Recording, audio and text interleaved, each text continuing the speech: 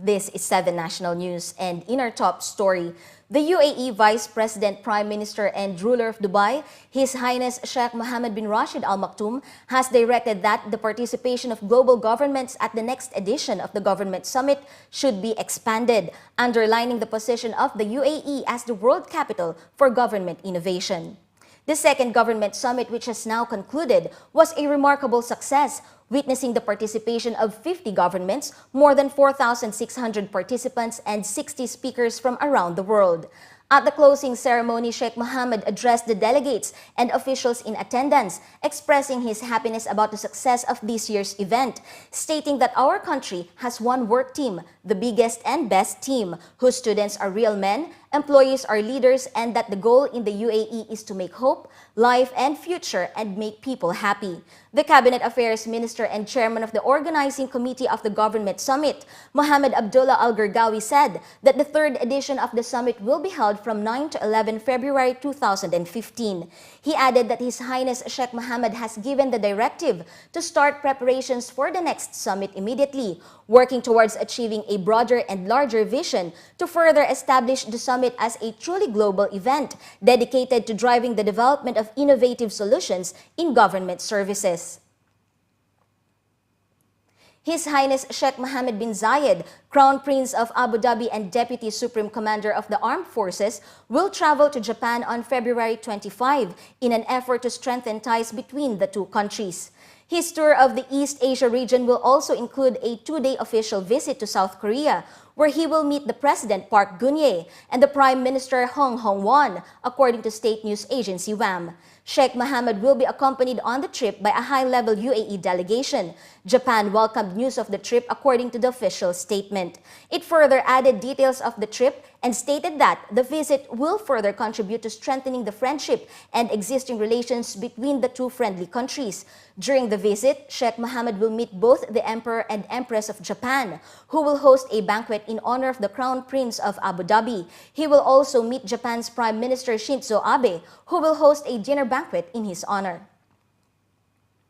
The Screenings and Awareness Program of the Pink Caravan, which commences today, has announced its schedule of medical clinics providing free breast cancer screenings across the 7 Emirates of the UAE.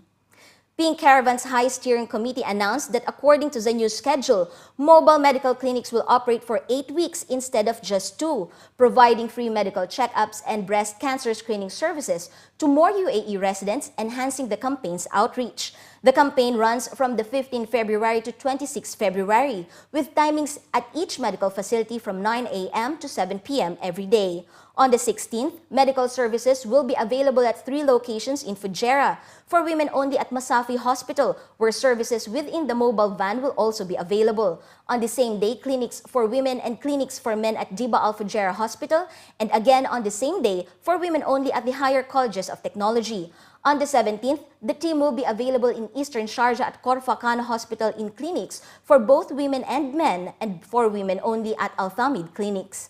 Also on the same day, services will be available in Fujairah, open to women only at Al Badiya Health Center. On the 18th and 19th, the clinics will be available in Ras Al Khaimah and in Al Quwain respectively. For full details, visit the Pink Caravan's website. After relocating to a new spot in Abu Dhabi, employees at the recently opened Mawaqif Vehicle Pound have reported a rise in the number of vehicles being towed. While different violations have fines ranging from 200 dirhams to 1,000 dirhams, for every day that an impounded car is kept at the pound, a 100 dirham fee is applicable. Although details on the different violations, their fines and penalties are all available on the Mawaqif website. According to local reports, customer service representatives said that parking in residential areas is also subject to towing, despite this rule not specifically being listed on the website. The Mawaqif Vehicle Pound relocated from its old spot at the embassy area near Abu Dhabi National Exhibition Center to Zamina area on Block 30 opposite the Fish Market on December 28, 2013, and is open until 12 a.m. every day except Fridays. To release a vehicle, motorists must present a copy of their license and registration to the Mawaqif Vehicle Pound personnel before being accompanied to the towed car and providing an exit paper at the gate before leaving the premises. In keeping with the celebration of the Chinese New Year, the Chinese Business Council in Dubai, together with the Global Sino Consultancy, organized another event for the community to celebrate the end of the Spring Festival. The Lantern Festival officially ends the Chinese New Year celebrations and is celebrated on the 15th day of the first month in the lunisolar year in the lunar calendar. Traditionally, children go out at night to temples carrying paper lanterns and solving riddles on the lanterns. These symbolize the people letting go of their past selves and getting new ones, which they will let go of in the next year.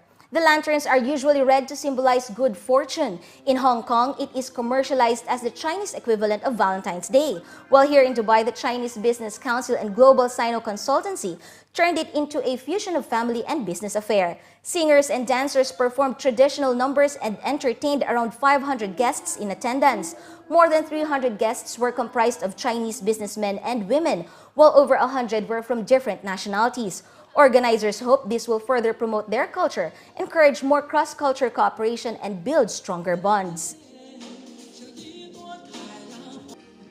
This year is actually this is also a Chinese New Year celebration, but this time we just have this event at the end of Chinese New Year celebration. It's because the Chinese New Year we celebrate 15 days, and then at the end it is a Latin festival, and then we use this opportunity and then to have this event, and then to have a Chinese Business Council and also the local business community. Chinese Business Council set up in 2004. So nowadays we have totally members over 1,500 members. So I think next year, not next year, this year we will have more.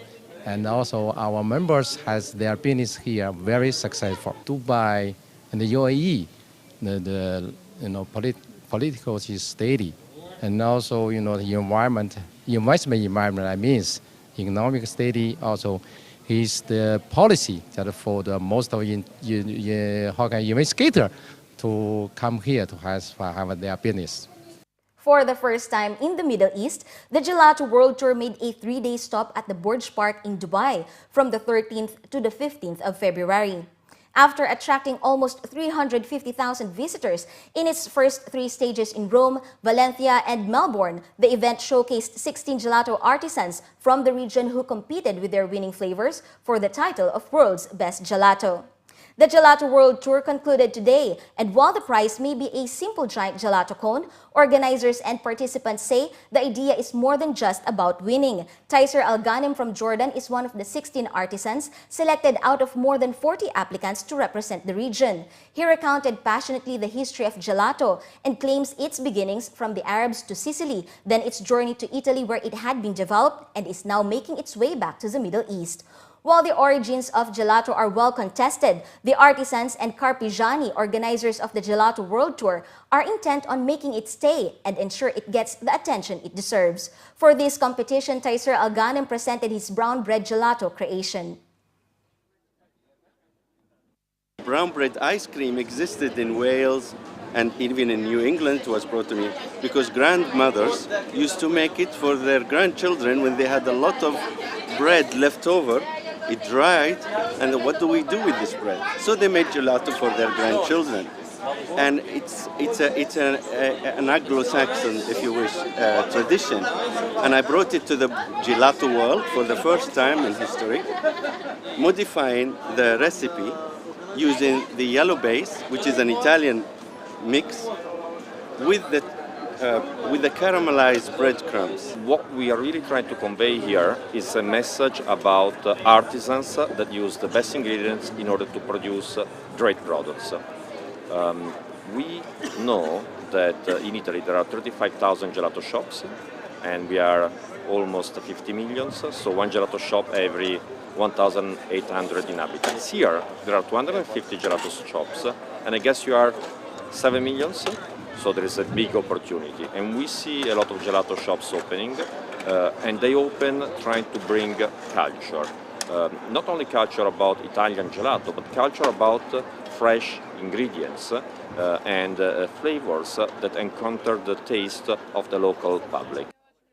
According to the CETA, an international food service consultancy in retail and franchising, the gelato business is growing in popularity in the region. The event hopes to encourage more enterprising individuals to explore the opportunities that gelato offers. Families and residents experience the mouth-watering flavors created by the best in the region, from the wide variety with popular ingredients such as cheese, chocolate, cookies, and fruits, to the more regional pistachios, saffron, and dates. I prefer to choose the dates, which belongs to this country. It's full of dates and it's a symbol of the UAE and for Middle East in general. So I prefer the people to know the taste of the dates and have judged about it. And I hope everyone likes it. There is a lot of interest. There is a huge interest concerning gelato and everything which is related to it, because you know, a gelato shop is not only gelato, chocolate and other things. And finally, in the bulletin, the Emirates Airline Dubai Jazz Festival is back and will continue to entertain until the 20th of February. With a unique take on jazz, pop, and rock, residents and visitors in Dubai can count on more fun and music. The 12th edition plays with the theme of much more than jazz. The multi-day music festival brings together international artists from different genres. The main gigs include Santana, Jamie Cullum, and Ollie Morse, while the Jazz Garden features international jazz legends. Headlining on Valentine's Day were British chart-topping group The Wanted. The five-piece band have had 2 Best British Single Brit Award nominations and a sellout nationwide Behind Bars tour, while the UK X Factor sensation Ollie Morse performed hits from his double platinum albums, including Hand on My Heart and Troublemaker. This year's event also introduced the Legends Edition to specifically cater to jazz fanatics, which organizers hope will promote the growth of jazz for music fans in the UAE.